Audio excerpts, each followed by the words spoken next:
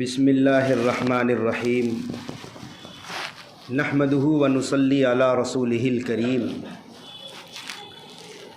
اما بعد قال اللہ تعالی اعوذ باللہ من الشیطان الرجیم بسم اللہ الرحمن الرحیم قل ان کنتم تحبون اللہ فاتبعونی یحببکم اللہ ویغفر لکم ذنوبکم واللہ غفور الرحیم۔ وقال النبی صلی اللہ علیہ وسلم لا یؤمن احدکم حتی اکون احب الیہ من والدہ وولدہ والناس اجمعین۔ صدق اللہ العظیم وصدق رسولہ النبی الکریم۔ محمد کی اطاعت دین حق کی شرط اول ہے، اسی میں ہو اگر خامی تو سب کچھ نامکمل ہے۔ حضرات معزز و مکرم سامعین کرام، صحابہ کرام کا عشق رسول کے حوالے سے آپ حضرات گفتگو سماعت فرما رہے تھے۔ اسد الغابہ ایک حدیث کی کتاب ہے،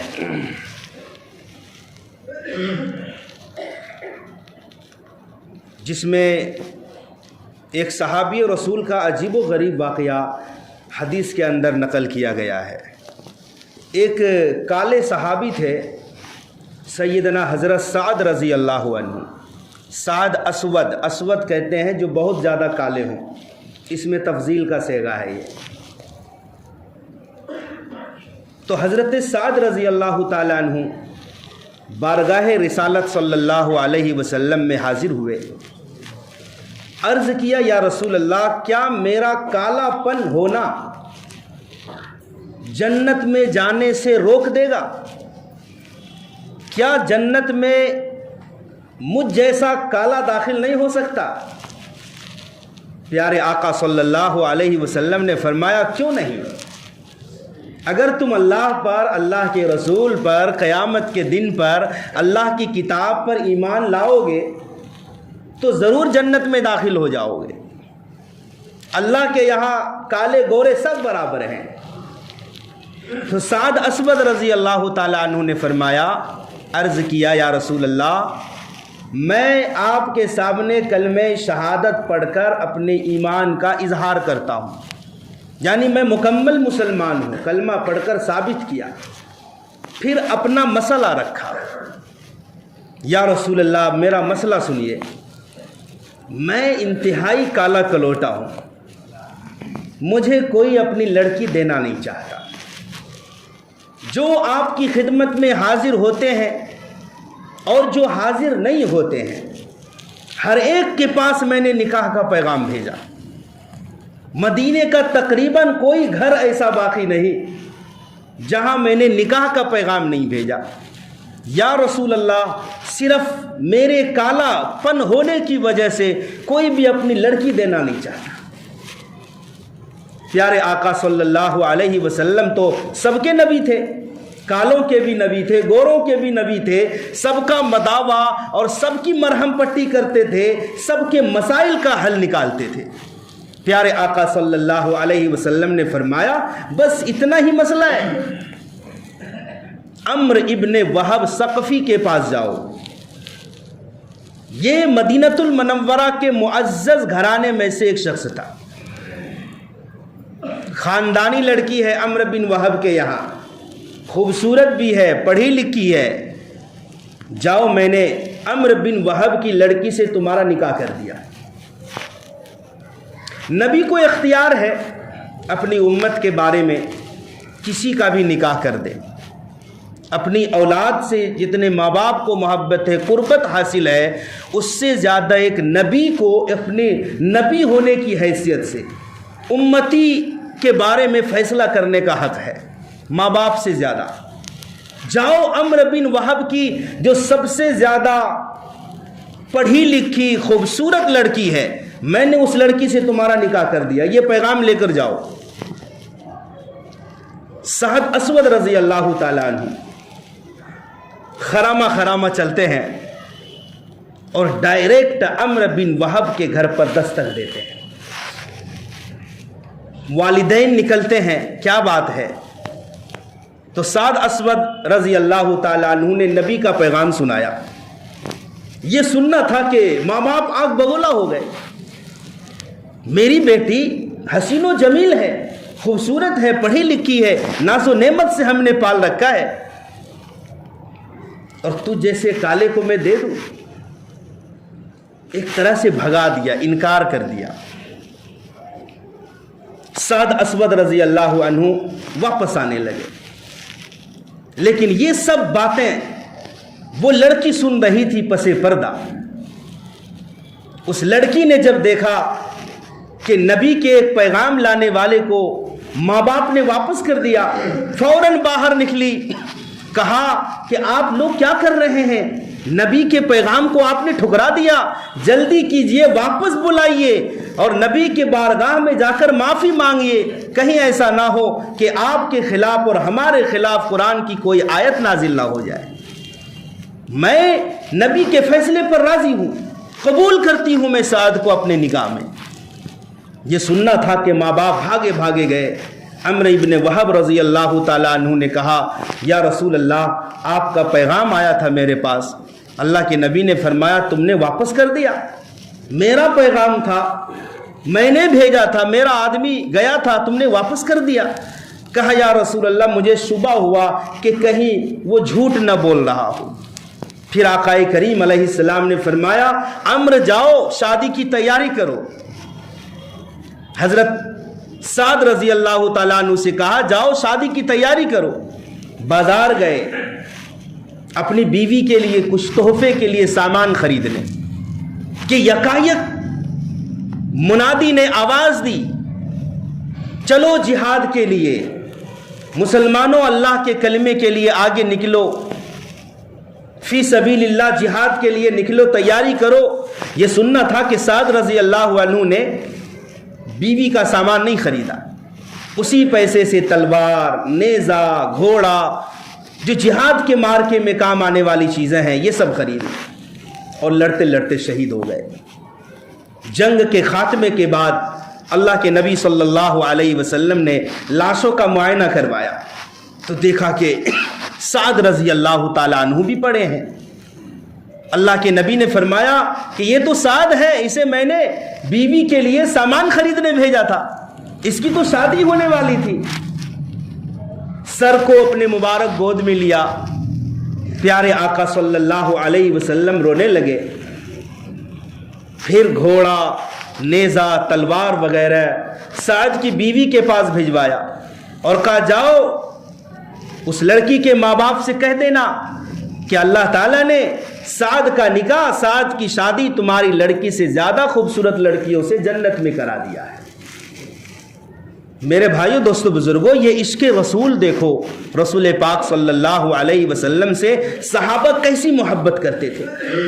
عثمان غنی رضی اللہ تعالیٰ عنہ مکۃ المکرمہ میں صلح حدیبیہ کے موقع پر کفاران اور مشرکین مکہ سے جب بات کرنے نکلنے لگے, چچا زاد بھائی نے کہا کہ عثمان تمہاری لنگی آدھی پنڈلی پر ہے, ٹخنے سے اوپر تک کپڑا پہن سکتے ہیں, پاجامہ ہو, لنگی ہو, ازار ہو, ٹخنا چھپنا نہیں چاہیے, ٹخنا ظاہر ہونا چاہیے.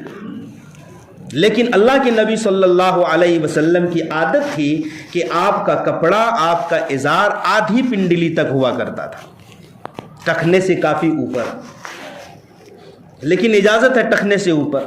بعض لوگ ٹخنا بھی چھپا لیتے ہیں جو کہ گناہ کا کام ہے, اور اگر ازراہ تکبر ہو تو یہ اور بھی زیادہ جرم ہے.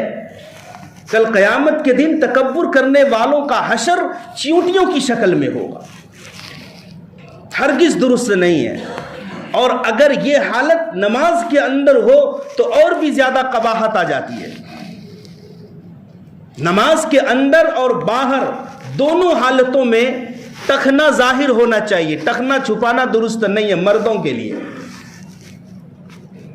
بہرحال عثمان غنی سے کہا کہ آپ اپنا ازار, اپنی لنگی تھوڑا نیچے کر لیں, کیونکہ آپ جن سے بات کرنے جا رہے ہیں یہ سرداران مکہ ہیں, یہ لوگ انہی کی بات کو اہمیت دیتے ہیں جن کا کپڑا ٹخنے سے بھی نیچے ہو. اور آپ کی لنگی تو بالکل آدھی پنڈلی پر ہے، آپ کی بات کا مذاق اڑائیں گے۔ حضرت عثمان غنی رضی اللہ تعالیٰ عنہ نے فرمایا کیا بولتے ہو، میں نے اپنے دوست حضرت محمد صلی اللہ علیہ وسلم کی لنگی کو اسی جگہ پر دیکھا تھا، آدھی پنڈلی پر دیکھا تھا۔ سرداران قریش اور سرداران مکہ میری بات کا مذاق اڑائیں تو اڑائیں، مجھے کوئی پرواہ نہیں، میری لنگی جہاں ہے وہیں رہے گی، 1 انچ بھی نیچے نہیں آئے گی، چونکہ میں نے آدھی پنڈلی تک پیارے حبیب صلی اللہ علیہ وسلم کی لنگی کو دیکھا ہے۔ کیسی محبت تھی۔ سیدنا انس رضی اللہ تعالی عنہ نے فرمایا کہ مجھے کدو سے بہت محبت ہے، لوکی سے، کیونکہ ایک دن میرے گھر پر رسول اکرم صلی اللہ علیہ وسلم کھانا تناول فرما رہے تھے، تو میں نے دیکھا کہ ہانڈی میں جھانک کر اللہ کے نبی کچھ ڈھونڈ رہے ہیں، تو میں نے دریافت کیا تو پتہ چلا کہ اللہ کے حبیب صلی اللہ علیہ وسلم کدو تلاش کر کے کھا رہے ہیں۔ بس اسی دن سے میرے دل میں کدو کی رغبت پیدا ہو گئی، اب مختلف قسم کے سالن ہوں تو میں سب سے پہلے کدو کو پسند کروں گا، کیونکہ یہ میرے محبوب کی محبوب غذا ہے۔ یہ عقیدت دیکھو، محبت دیکھو۔ حالانکہ لوگوں کی طبیعت ہے، کدو کسی کو پسند ہے کسی کو پسند نہیں ہے، یہ وہ والی سنت نہیں ہے کہ آپ نے ہر حال میں اپنانا ہی ہے، یہ ایک کلچر ہوتا تھا اس زمانے میں۔ جیسے دور صحابہ میں لوگ جو کی روٹی کھاتے تھے، تو اس زمانے میں گیہوں کی روٹیاں میسر ہی نہیں ہوتی تھی۔ اب کوئی کہے کہ دور صحابہ میں صحابہ بھی نبی بھی جو کی ہی روٹیاں کھاتی تھی، تو ہم اسی سنت پر عمل کریں گے، تو یہ سنت نہیں ہوتی ہے۔ تو کوئی کدو اگر مزاج کے خلاف ہو، طبیعت نہ چاہتی ہو، نہ کھائے، کوئی گناہ بھی نہیں، کوئی حرج نہیں ہے۔ لیکن صحابہ کا عشق رسول ایسا تھا۔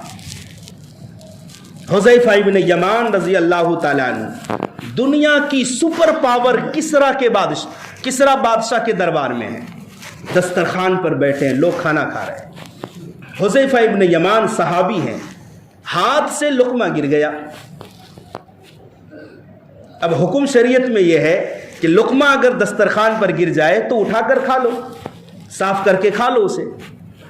تو حذیفہ ابن یمان نے گرے ہوئے لقمے کو اٹھانے کے لیے ہاتھ بڑھایا، تو بغل میں جو صاحب بیٹھے تھے انہوں نے کوہنی ماری حذیفہ ابن یمان کو اور کہا کیا کر رہے ہو، دنیا کی سپر پاور بادشاہ کسرا کے دربار میں بیٹھے ہو اور گرے ہوئے لقمہ کو کھا رہے ہو، دربار کا ادب بھی نہیں کرتے، یہ وہ مقام نہیں ہے کہ گری ہوئی چیزوں کو کھا لو۔ کیا بے باک انداز میں جواب دیا حذیفہ ابن یمان نے، فرمایا اترک سنت حبیبی صلی اللہ علیہ وسلم لہؤلاء الحمقاء، کیا میں اپنے حبیب کی سنت کو ان بے وقوفوں کی وجہ سے چھوڑ دوں؟ یہ سپر پاور ہے تو اپنی جگہ پر ہے، مگر میرے نزدیک میرے محبوب کی سنت اور طریقہ سب سے اوپر ہے۔ تو اس طرح سے صحابہ اللہ کے نبی سے عشق کرتے تھے، محبت کرتے تھے۔ ام حبیبہ رضی اللہ تعالی عنہا اللہ کے نبی کی زوجہ ہیں، بیوی ہیں۔ ایک مرتبہ ام حبیبہ کے گھر پر حضرت ابو سفیان آئے، یہ ام حبیبہ کے ابا ہیں، اللہ کے نبی کے سسر ہیں۔ ابو سفیان ملنے آئے، اور ابو سفیان ابھی تک اسلام قبول نہیں کیے تھے۔ تو ابو سفیان نے سوچا کہ بیٹی کا گھر ہے، اگرچہ اختلاف ہے عقیدے کا، اسلام اور کفر کا، لیکن پھر بھی بیٹی ہے، ذرا مل لیتا ہوں۔ جب ابو سفیان ام حبیبہ اپنی بیٹی سے ملنے گئے تو ام حبیبہ نے بچھا ہوا بسترا اٹھا کر موڑ کر رکھ دیا، کہا بیٹی کیا کر رہی ہو، میں اس بستر کے لائق نہیں تھا، یا یہ بسترا میرے لائق نہیں تھا۔ ام حبیبہ نے کہا کہ یہ بستر رسول پاک صلی اللہ علیہ وسلم کا بستر ہے، اور آپ کفر و شرک کی وجہ سے ناپاک ہیں، اور میں پاک بسترا ناپاک کو نہیں دے سکتی، چونکہ نبی پاک کا بسترا ہے۔ دیکھو اپنے باپ کو بھی ٹھکرا دیا نبی کی محبت۔ عبد الرحمن ابو بکر صدیق کا بیٹا ہے، بعد میں عبد الرحمن نے کہا ایک مجلس میں کہ ابا حضور، جنگ احد کے موقع پر آپ میرے نشانے پر آ گئے تھے۔ اس وقت عبد الرحمن مسلمان نہیں ہوئے تھے۔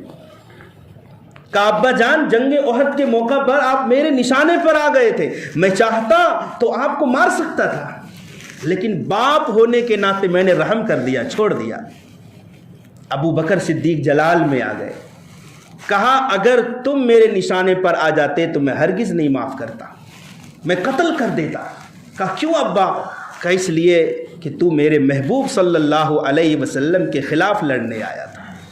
میں باپ بیٹے کا رشتہ نہیں دیکھتا، میں محمد صلی اللہ علیہ وسلم کا رشتہ دیکھتا۔ بزرگوں، دوستو بزرگوں، ہم نبی پاک صلی اللہ علیہ وسلم کی محبت اور عشق کی باتیں کرتے ہیں، مگر ہم حالات کا جائزہ لیں تو ہم نبی سے زیادہ غیروں کی نقالی کرتے ہیں، ان کے نقش قدم پر چلتے ہیں۔